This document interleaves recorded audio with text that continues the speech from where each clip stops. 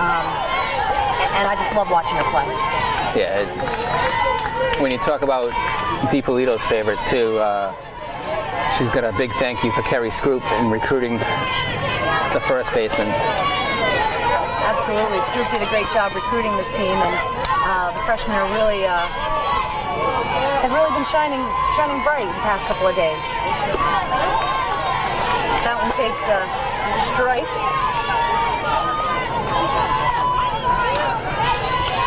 Lauren had 1 hit and 1 run scored in yesterday's doubleheader.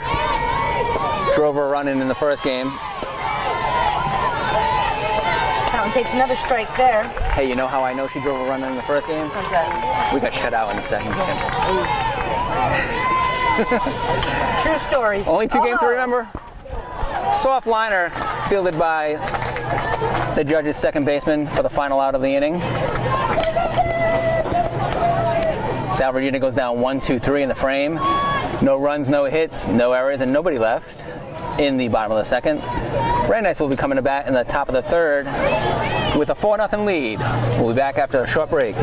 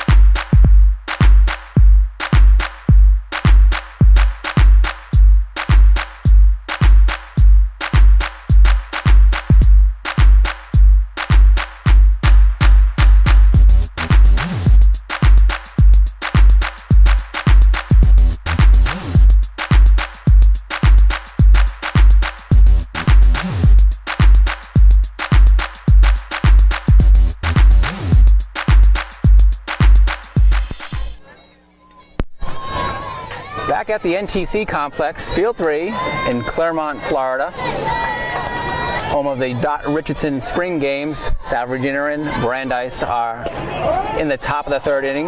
Judges batting in their navy blue top and bottom uniforms. They've got a white stripe on their pants and white rims around their sleeves. Leading off for the Judges is their designated hitter, number 21. Melissa Perry. How about Melissa Nolan? She's another Connecticut native, and she's a senior for them. She's got 2 strikes on her. Parry, after facing 9 Judges batters in the first inning, got through the top 3 Judges in the batting order in the second inning, 1, 2, 3, and now faces the cleanup hitter for the Judges. And she stays alive with a foul ball. Well, she has 2 strikes on her, and you can tell no one is swinging for the fences, so. Here comes the pitch by Perry. Inside. Susie was shifting over to left field after getting a hand signal from second baseman Jenna Adine. Now she stays in right field, and Nolan hits it straight away to center. Susie quick to throw that ball into second. Number 24 is now coming up to bat, Anya Camber. She's from Sammamish, Washington State. No outs here in the Brandeis top of the third. The Judges lead 4-0. Got all 4 runs in the top of the first. Similar to yesterday, Salve was taking swings at the first pitch. Now Brandeis is taking swings at that first pitch.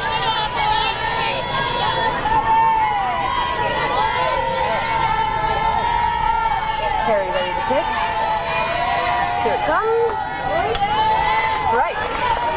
She loves that pitch, Ed, that outside pitch.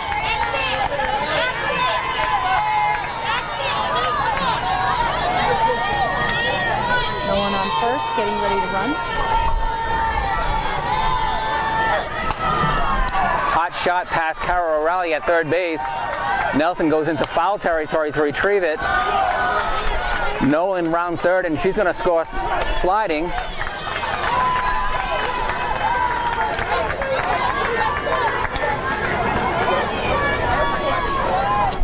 Brandeis now leads 5-0.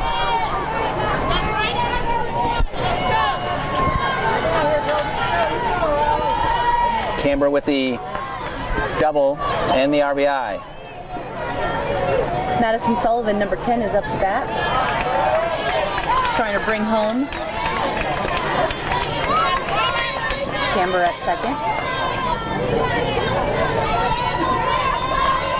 Sullivan drew a walk in her first bat against Parry in the first inning.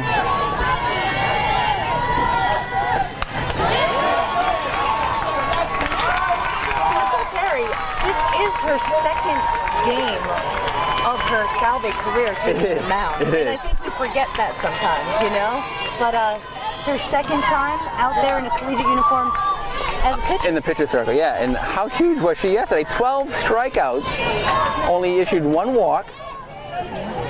Yeah, she was excellent yesterday, and I think she's got to find that groove. She's, again, getting comfortable out there, getting used to her teammates out there. It's very young out there. I mentioned this yesterday. The infield alone yesterday had all freshmen. Well, no, freshman on first, a freshman on third, Sophomore at short, and then Jenna Adine at second. Now you bring a little bit more experience with Simpson at short, Adine at second. So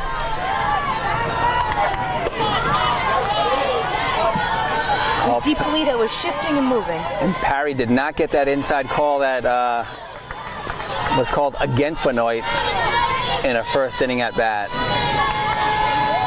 You know, and I wouldn't shy away from that pitch because that pitch will work. And if it's not against this umpire, it will work in the season. So Sullivan takes an outside pitch and finds the gap in right center.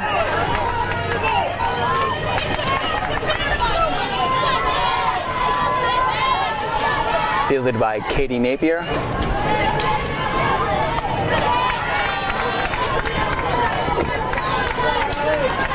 That's one out in the inning, and Canberra advances to to third. Number 5 is coming up to bat, Madison Gagnon. She's a sophomore for the judges. Here comes the pitch. Nice pitch inside. I like the movement that Parry has. She could work the outside corner, she could work the inside corner. Here comes her second pitch. Gagnon. Got her swinging, left field. Nelson's under it, out 2. A high throw gets to the plate, and Canberra slides underneath Benoit for run number 6 for the judges. Sacrifice fly for Gagnon.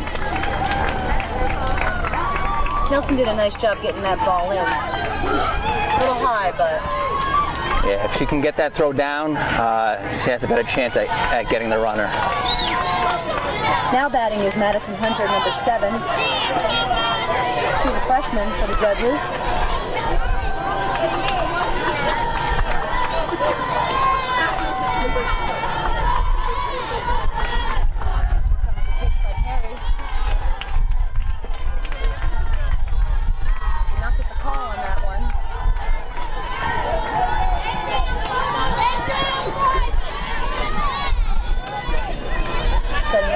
One.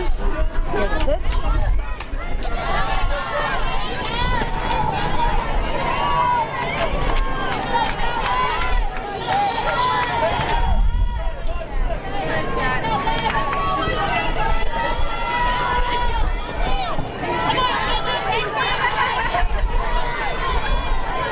Here comes the next pitch. Call for a strike. Hunter did not like it, so she did not swing. Obvious statement, right, Ed? So, I'm here to state the obvious for all you listeners and viewers out there. Perry gets the strikeout. strikeout swinging on the left fielder Hunter. In the Brandeis top third inning, 2 runs for the Judges on 2 hits, no errors, nobody left. Through 2.5, Brandeis leads Salve Regina 6-0. Seahawks coming to bat in the third. Back after this.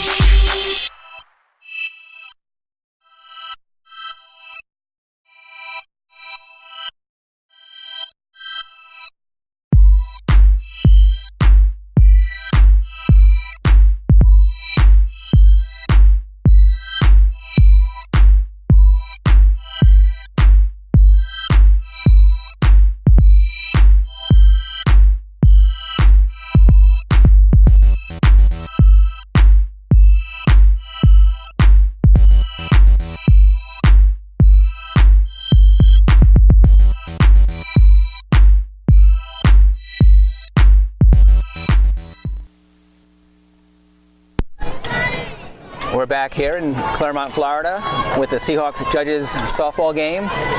Brandeis scored 2 runs in its top of the third, adding to the 4 runs they scored in the first inning. They now have a 6-0 lead over the Seahawks, who have yet to get a hit off the Brandeis pitcher, number 8, Robleski. O'Reilly is a freshman, and she's from Acton, Mass. She had a very good game yesterday too, Ed. Third base, great fielding. She got on base as well, didn't she?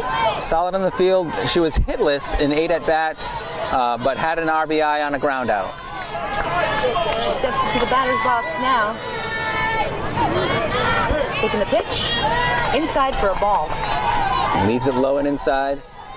We talked with Dan Heacock, the home plate umpire, before the game, and he let us know that Deborah Goldpenny would be on the base pass as the additional umpire. Hello, Deborah. Give her a little shout out. Deborah Goldpenny. There you are. No relation to Miss Moneypenny from the James Bond films. Robleski gets O'Reilly swinging with a 1-2 count.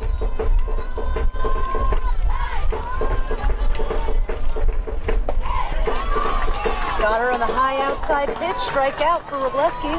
O'Reilly goes down. Now batting, number 6, Katie Napier. The right fielder. Another freshman. She had 1 at-bat yesterday. It was the final at-bat against Elizabethtown. And same thing, Brandeis. They're bringing in the second baseman. I don't know where they got film on Katie Napier, because this is her second collegiate game, or third collegiate game, because she had a pinch running appearance in our win over Houghton College yesterday.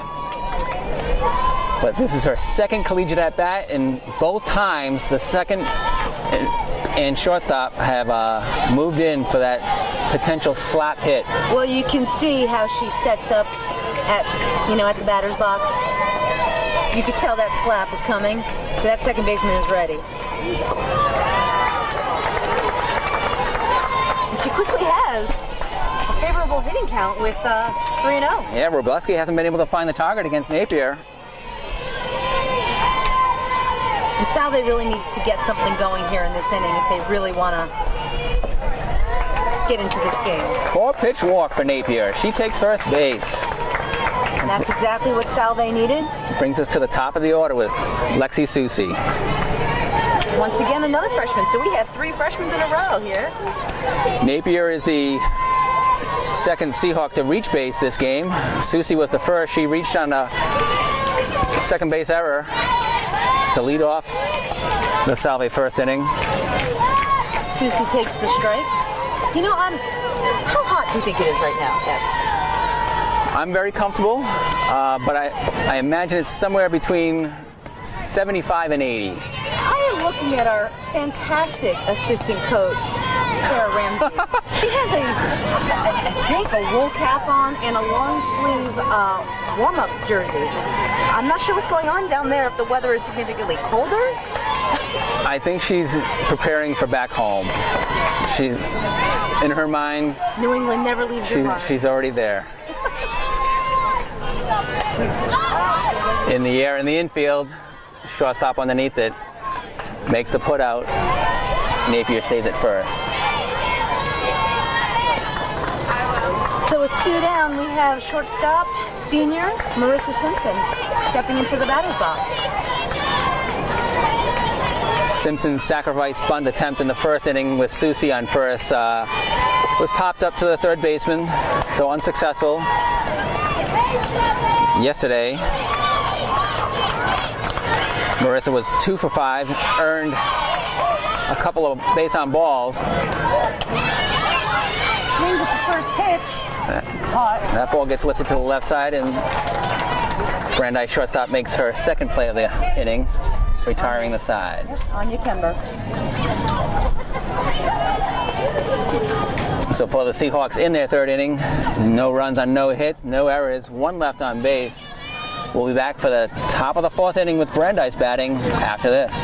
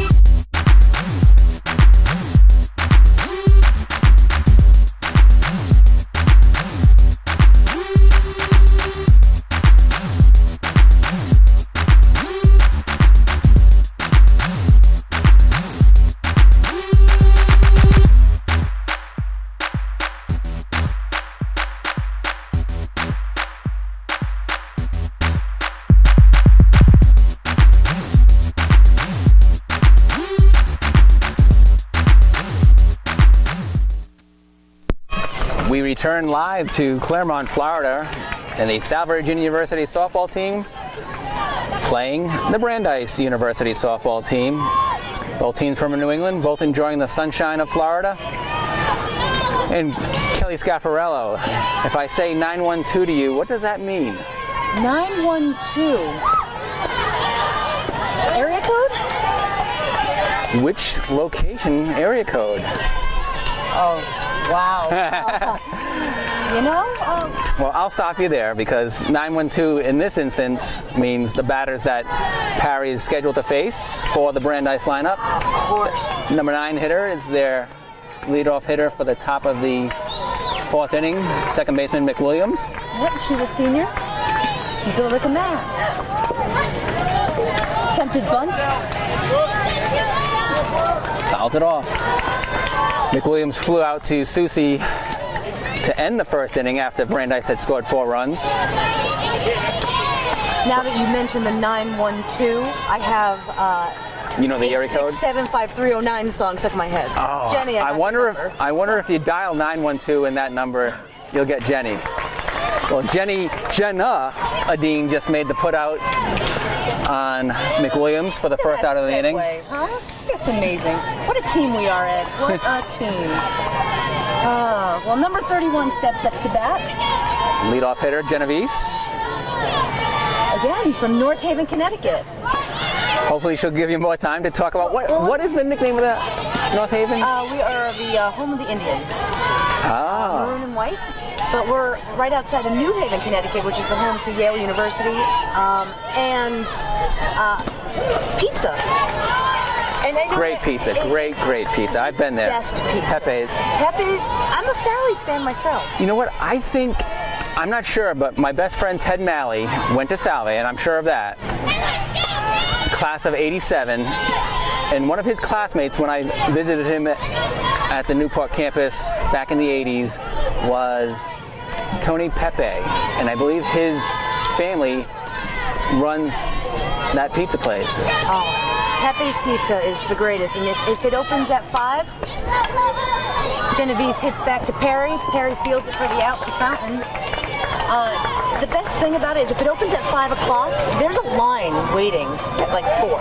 And it's a long line. If you want pizza, you really have to get there early, or best to take out. Sounds like Pat's and Gino's cheesesteaks in Philadelphia.